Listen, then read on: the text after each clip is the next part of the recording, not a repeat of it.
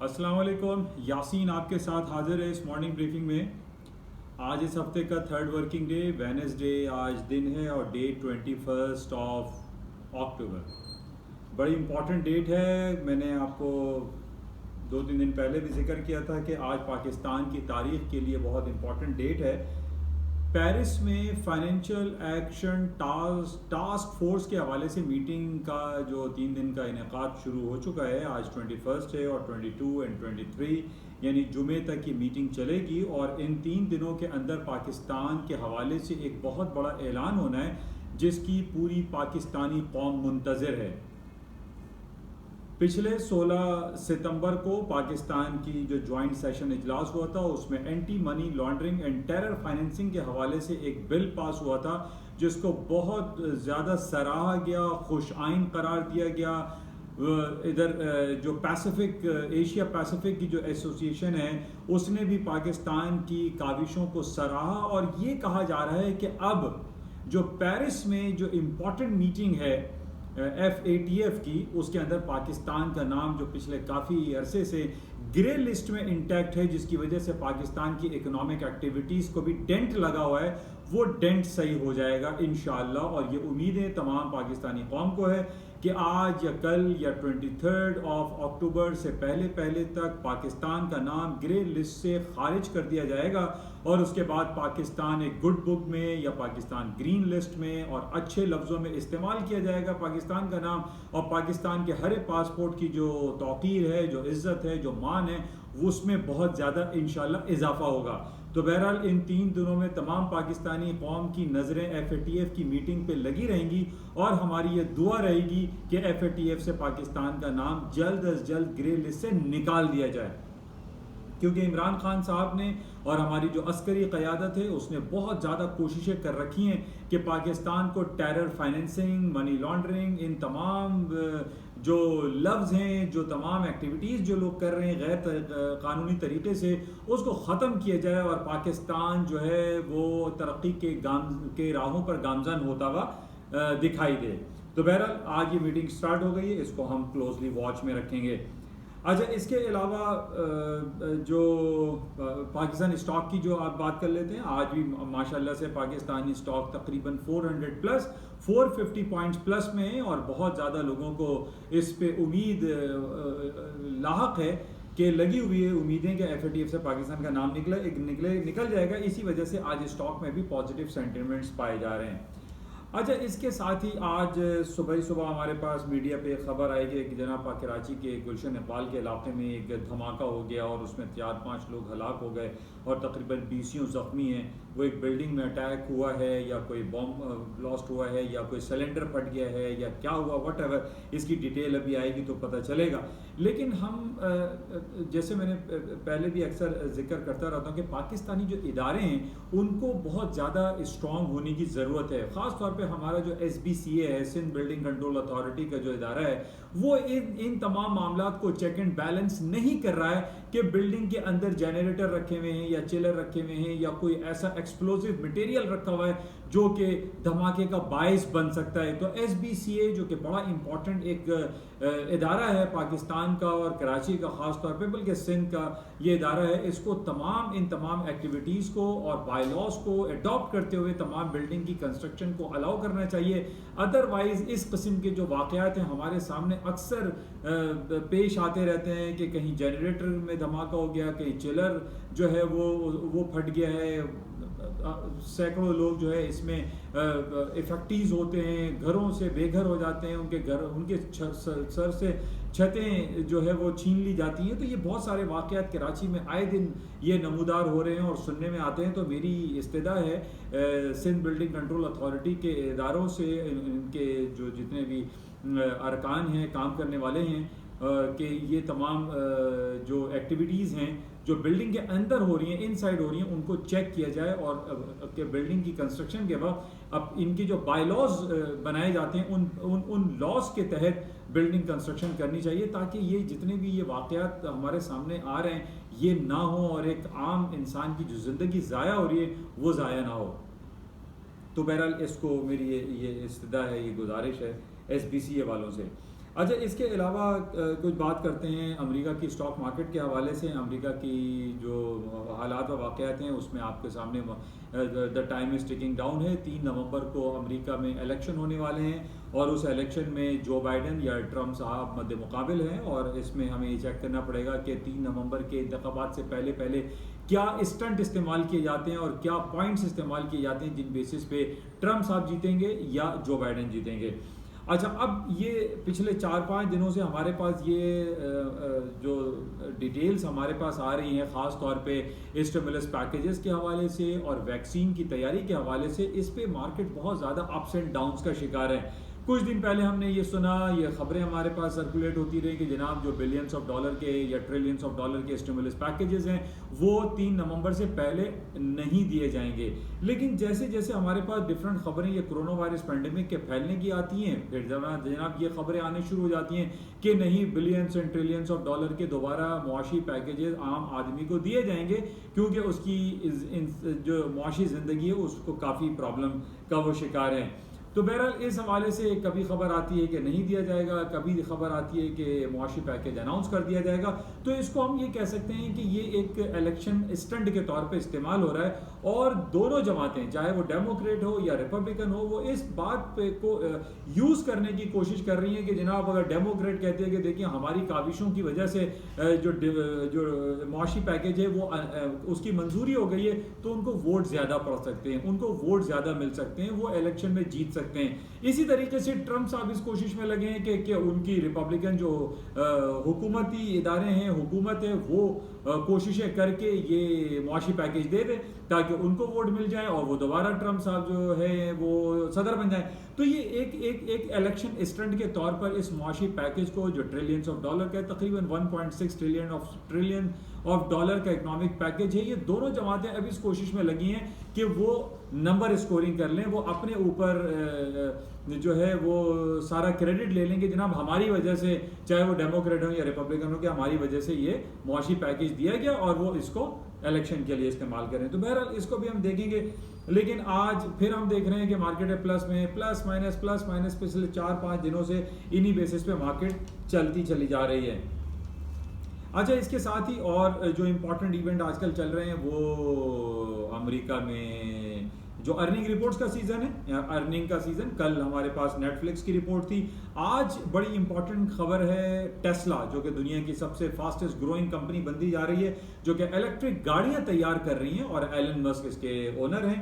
तो बहरहाल आज रात में मार्केट ऑन क्लोज पे इसकी अर्निंग रिपोर्ट आएगी, इसको चेक करेंगे कि इसकी आउटकम पे मार्केट में क्या हालात रोनुमा होते हैं। बहरहाल जो ओवरऑल सिनेरियो है, जो स्टॉक मार्केट का ओवरऑल जो पिक्चर है, मैंने आपसे पहले भी कहा था, जब तक पूरी दुनिया की जो शरह सूद के हवाले से जो सिलसिले चल रहे हैं, जो डिफरेंट सेंट्रल बैंक्स अपने शरह सूद को तकरीबन 1% या नियर 0% या कहीं कहीं पर हम देख रहे हैं कि नेगेटिव टेरिटरी में इंटरेस्ट रेट मौजूद है, इस वजह से स्टॉक मार्केट का गिरना कहीं दिखाई नहीं दे रहा, और इसी वजह से लोग बैंकों में पैसा रखने के बजाय वो बिजनेस एक्टिविटी में लेकर आते हैं, और स्टॉक मार्केट भी इसी बेसिस पे ऊपर की तरफ जा रही है।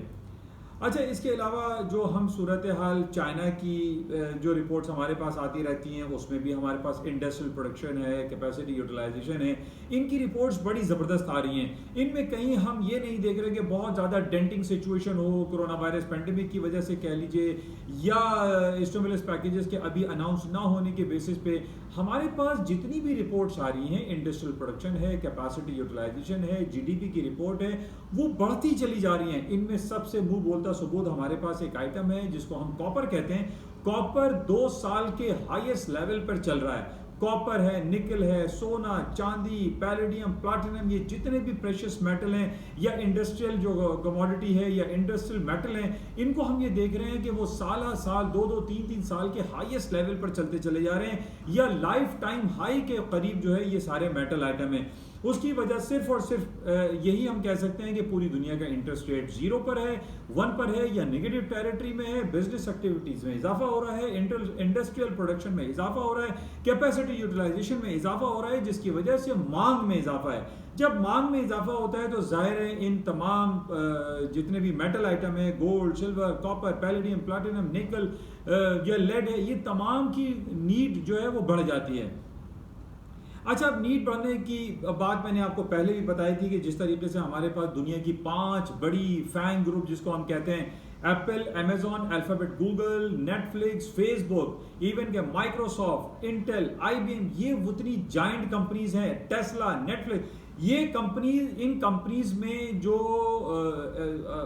मेटल इस्तेमाल होता है उसके अंदर गोल्ड, सिल्वर, कॉपर, ये तमाम इंडस्ट्रियल आइटम, इसीलिए इनको कहा जाता है, जो कि एक कंडक्टर के तौर पर इस्तेमाल होता है। कॉपर है, सिल्वर है, गोल्ड, ये तमाम कंडक्टर आइटम है। और जितने भी हमारे पास, हमारे हाथों में या आपके पास जो भी इलेक्ट्रॉनिक आइटम है, मोबाइल है, कंप्यूटर है, लैपटॉप है, जितनी भी आइटम है, इन तमाम में इस्तेमाल होने वाला जो धात है वो यही है। वो गोल्ड है, सिल्वर है, पैलेडियम है, कॉपर है, ये तमाम धात इस्तेमाल होते हैं। और इसी वजह से आप ये देखें कि गोल्ड भी तकरीबन अपनी तारीखी बुलंद तरीन सतहों के करीब 2070 का 73 का इसने हाई किया था। मार्केट 1925 1930 के करीब चल रही है और इसमें पोटेंशियल एग्जिस्ट करता है because of zero interest rate in all around the world. तो बहरहाल इसकी वजह से सोने की कीमतों में अभी भी मजीद इजाफा हो सकता है। और मैं कई दिनों से आपसे यही कहता चला आ रहा हूं कि जनाब 1920 is a very important supporting and resistance level है। आज मार्केट 1920 से ऊपर है तो इसको हम कहेंगे 1920 इज अ सपोर्टिंग लेवल।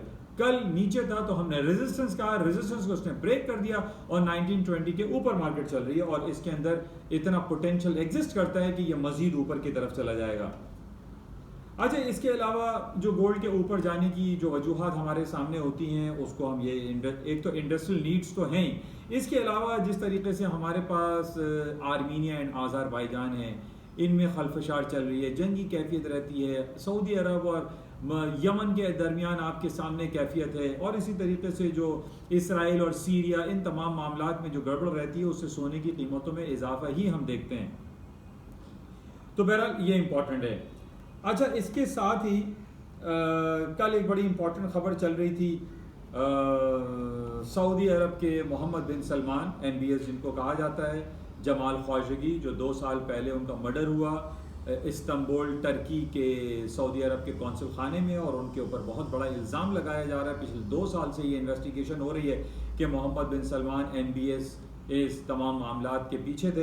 बहरहाल इसकी इन्वेस्टिगेशन हुई, उसमें बहुत सारे लोगों को जो उसमें मुलव्विस पाए गए थे उनको सज़ाएं भी दी, लेकिन उस सज़ा से बहुत सारे ममालिक और बहुत सारे जो पूरी दुनिया के जो मीडिया पर्सन हैं या जो लिखने वाले जो लोग हैं, जो एडिटर्स हैं, वो इस बात को कबूल करने को तैयार नहीं है कि इसके पीछे MBS नहीं थे। तो कल हमारे पास ये रिपोर्ट आई है, तमाम अखबारात में भी आज चल रही है कि उनकी जो फियांसी थी जमाल ख्वाजगी साहब की, उन्होंने वाशिंगटन कोर्ट में केस कर दिया है और उसमें उन्होंने MBS को भी कॉल किया है। तो बहरहाल इसको मजीद देखेंगे इसमें क्या डेवलपमेंट होती हैं और इसके बेसिस पे मार्केट में कुछ ना कुछ ज़ाहिर है गोल्ड है और ऑयल है, ये बड़ा इंपॉर्टेंट कमोडिटी है सऊदी अरब के हवाले से। इसको हम देखेंगे कि इस पर क्या जो है वो सिलसिले रहते हैं और इस पे मार्केट में क्या मूवमेंट होती है। बहरहाल ये इंपॉर्टेंट है, इसको हम लेटर ऑन देखते रहेंगे कि जमाल ख्वाजगी के हवाले से MBS के ऊपर जो इल्ज़ामात हैं उनकी क्या हकीकत है या कुछ नहीं है। तो बहरहाल इसको हम देखेंगे। अच्छा, इसके अलावा हमारे पास बड़ी इंपॉर्टेंट, मैं काफ़ी अरसे से जैसे आपसे ये कहता चला आ रहा हूँ कि जनाब ये जो हमारे पास 5 बड़ी कंपनीज हैं जिसको हम फैंग ग्रुप कहते हैं, अब इस फैंग ग्रुप में सबसे बड़ी कंपनी अब उभरती चली जा रही है। पहले तो एप्पल था जिसने $2 ट्रिलियन के अपने मार्केट कैपिटलाइजेशन को टच करके ऊपर की तरफ रही।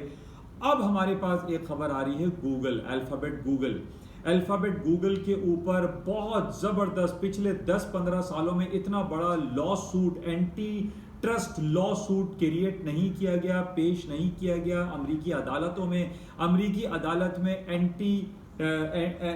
एंटी ट्रस्ट जो लॉ सूट है वो गूगल के खिलाफ जो है वो लॉ सूट पेश किया गया। इलीगल मोनोपोली उनके ऊपर इल्ज़ाम है।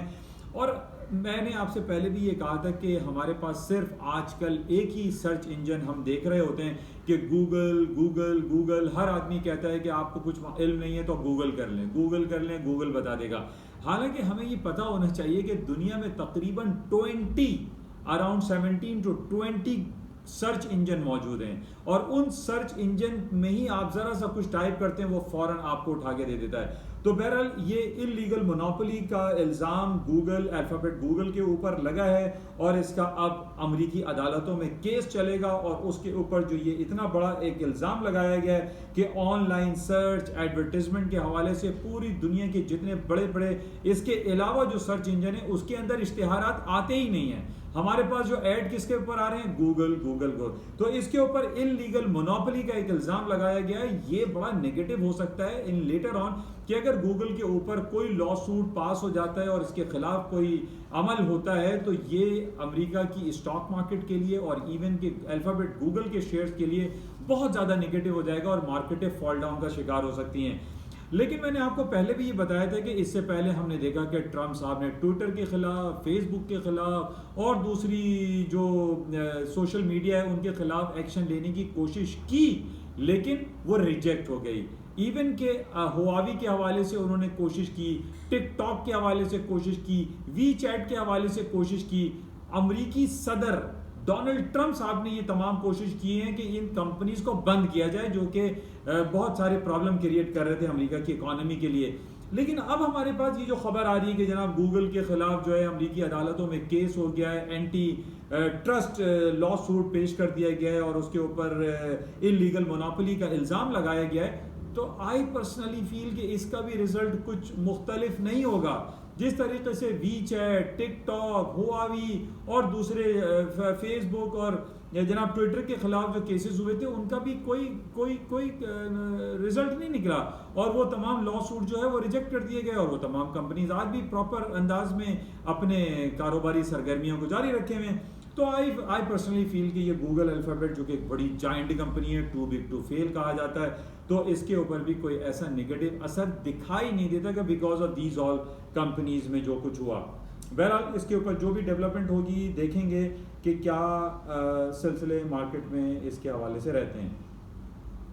अच्छा, करेंसी आइटम में जो बड़ा इंपॉर्टेंट फैक्टर आजकल चल रहा है, पिछले 2 साल में हमने 6.64 Chinese yuan equals to 1 US dollar, ये स्ट्रॉन्गेस्ट लेवल पे खड़ा है। 2 साल में हमने इतनी स्ट्रॉन्ग करेंसी चाइनीज को नहीं देखा जो अब हम देख रहे हैं। अच्छा, चाइनीज करेंसी भी स्ट्रॉन्ग हो रही है, अदर साइड पे हम दूसरा देख रहे हैं कि कॉपर की मार्केट ऊपर है और जितने भी आपके मेटल आइटम हैं वो अपने तकरीबन काफ़ी सालों के हाईएस्ट लेवल पे मार्केट चल रही है। तो इसको भी कंपैरिजन में चेक करें कि चाइनीज युआन इतना स्ट्रॉन्ग क्यों होता चला जा रहा है। बहरहाल इसको भी हम मजीद चेक करेंगे। अच्छा, इसके साथ ही आज हमारे पास शाम में कुछ जो रिपोर्टें रहेंगी वो क्रूड ऑयल की इन्वेंट्री रिपोर्ट है। कल रात को क्रूड ऑयल की जो इन्वेंट्री एपीआई रिपोर्ट जो कहलाती है वो प्लस में आई, इन्वेंट्रीज बढ़ गई हैं। अब देखिए, मैं काफ़ी दिनों से आपसे यही जिक्र कर रहा हूँ कि तेल की जो कीमतें वो स्टक हो गई हैं 38, 39, 40, 41 डॉलर पे, और उसकी वजह मैं आपसे बताता रहता हूँ कि जनाब सऊदी अरब जो है वो इसराइल उसके गले में आके अटक गया है कि जनाब ना निकला जा रहा है और ना उगला जा रहा है। और यही हो रहा है कि मैंने आपसे कब से यही कह रहा हूँ कि चाहे इन्वेंट्री रिपोर्ट्स अच्छी आ जाएं, बुरी आ जाएं, एपीआई की रिपोर्ट अच्छी आ जाए, बुरी आ जाए, या ओपेक प्लस में जो रशिया सर फहरिस्त है उसकी कोई रिपोर्ट आ जाए कि वो प्रोडक्शन को कट कर रहा है या नहीं कर रहा है, कुछ फर्क नहीं पड़ता। हम यही देख रहे हैं पिछले 4-5 महीने से तेल की कीमतें एक जगह आकर रुक गई हैं और उसके रुकने की वजह अब्राहम एकॉर्ड है और बहुत ज़्यादा प्रेशर है। मैं डेली आपसे ये कह रहा हूँ कि अब्राहम एकॉर्ड पे जब तक सऊदी अरब दस्तखत नहीं करेगा तेल की कीमतें ऊपर नहीं जाएंगी। आज और कल जो हमारे पास रिपोर्ट आई एपीआई की, उसमें तेल की फरावानी हुई, तेल की स्टॉक्स में इजाफा हो गया। तेल की कीमतें तो अभी दोबारा 35-36 हो जानी चाहिए थी, और आज जो शाम में रिपोर्ट आ रही है उसमें भी कहा जा रहा है कि इसकी इन्वेंट्रीज बढ़ जाएंगी। पिछले दिनों हमारे पास प्रोडक्शन कट की खबर थी कि प्रोडक्शन कट हो जाएगी, कुछ भी नहीं हुआ। उस पर तो मार्केट को 45, 50, 60 डॉलर हो जाना चाहिए था। मार्केट नहीं चल रही है। मार्केट जो चलेगी वो सऊदी अरब के हवाले से चलेगी। इसराइल और सऊदी अरब का जो एक लॉकडाउन हुआ है, एक आपस में एक आकर रुक गया है, ये मामला स्टैंड स्टिल है। तो इसमें जब तक पेशरफ्त नहीं होगी तेल की कीमतों में कोई ख़ास इजाफा या कमी नहीं वाक़ई होगी। और यही देख लीजिए कि कल रात को जो रिपोर्ट आई उस पर तो ऑयल को नीचे आ जाना चाहिए। आज जो आने वाली है वो भी प्लस में आ रही है, उस पर भी तेल की कीमतों को गिर जाना चाहिए, लेकिन कोई नहीं फ़र्क पड़ रहा है। तो बहरहाल इसको हम देखेंगे कि क्या सूरत हाल होती है। अच्छा, इसके साथ ही आज हम स्टर्लिंग की कीमतें थोड़ी सी इजाफा देख रहे हैं, क्योंकि स्टर्लिंग का आज सुबह CPI कंज्यूमर प्राइस इंडेक्स की रिपोर्ट आई जो कि 0.2% थी और 0.5 की फोरकास्ट थी और 0.5 ही आई, जिसकी वजह से ये कहा जा सकता है कि बरतानिया अभी फिलहाल अपने इंटरेस्ट रेट को कट नहीं करेगा, उसको अनचेंज छोड़ेगा। बढ़ाने का तो सवाल ही पैदा नहीं होता कि इंटरेस्ट रेट पूरी दुनिया में अभी नेगेटिव और माइनस की तरफ चल रहा है तो बढ़ाया तो नहीं जा सकता। तो बहरहाल ये खबरें हैं। अच्छा, इसके अलावा आज यूरोप की मार्केटें भी पॉजिटिव हैं। उसकी खबर लगी हुई है कि स्वीडन की सबसे बड़ी कंपनी जो कि टेलीकम्युनिकेशन है, that is known as Ericsson की बड़ी अच्छी रिपोर्ट आई है, उसकी वजह से मार्केटें प्लस हैं। और उसकी वजह हम ये भी कह सकते हैं कि 5G टेक्नोलॉजी पे पाबंदी लगाई हुई है यूरोपियन यूनियन ने, और यूरोप के किसी भी कंट्री को इजाज़त नहीं है कि वो चाइना की 5G टेक्नोलॉजी को लॉन्च करे, उसको प्रमोट करे, और उसकी वजह से वो अपने 4G और अपने जो डिफरेंट सिस्टम हैं उसको वो लॉन्च कर रहे हैं। और स्वीडन की कंपनी एरिक्सन की आज जो मार्केट वैल्यू है उसकी वजह यही है, उसकी जो पॉजिटिव रिपोर्ट्स आई हैं उसकी वजह यही है कि उन्होंने चाइना को बैन किया हुआ है। बहरहाल ये भी कितने दिन तक बैन रखते हैं ये तो अपने ये क्लियर नहीं है, लेकिन आई फील कि 5G को आप रोक नहीं सकते। 5G सूनर और लेटर लॉन्च हो जाएगा, जिस तरीके से अमेरिका की एप्पल कंपनी ने iPhone 12 pro, iPhone 12 pro max, pro fax, max, पता नहीं क्या क्या लॉन्च कर दिया है। तो बहरहाल ये 5G को रोक नहीं सकेंगे, आज नहीं तो कल 5G पूरी दुनिया में छा जाएगा। तो बहरहाल ये एरिक्सन की कहानी थी। पूरी दुनिया की रिपोर्टें अच्छी चल रही हैं, खबरें अच्छी हैं, और मार्केटें जो है वो ऊपर की ही तरफ हैं। और डॉलर की कीमतों में थोड़ा सा दोबारा कमी हो गई है, डॉलर इंडेक्स डाउन साइड पर आया है, और इसके अगेंस्ट में हम देख रहे हैं कि चाइनीज़ युआन स्ट्रांग हो रहा है, अदर करेंसी स्ट्रांग हो रही हैं, और डॉलर के डाउन होने की वजह कभी इम्कानात हैं कि अमेरिका 1.6 या 1.5 ट्रिलियन ऑफ डॉलर के इकोनॉमिक स्टिमुलस पैकेज जल्द 3 नवंबर से पहले, इलेक्शन से पहले अनाउंस कर देगा, और उसकी वजह से डीबेसमेंट ऑफ करेंसी होगी, डॉलर मार्केट नीचे आ जाएगी, क्योंकि जब मार्केट में फ्लोटिंग ज़्यादा होती है किसी करेंसी की तो उसकी कदर कीमत कम हो जाती है। तो इस वजह से हम देख रहे हैं कि डॉलर इंडेक्स भी काफ़ी डाउन साइड पे है अगेंस्ट अदर करेंसी। बहरहाल ये तमाम खबरें थी। आज स्टॉक मार्केट कराची की अच्छी चल रही है, 350-400 पॉइंट प्लस है। हम उम्मीद करते हैं कि FATF की आज से होने वाली मीटिंग में पाकिस्तान का नाम ग्रे लिस्ट से जल्द निकाल दिया जाएगा। इंशाल्लाह राब्ते में रहेंगे। आपसे गुजारिश कि इस यूट्यूब चैनल को प्लीज़ लाइक करें, शेयर करें और सब्सक्राइब करें with bell icon. Thank you, खुदा हाफिज़।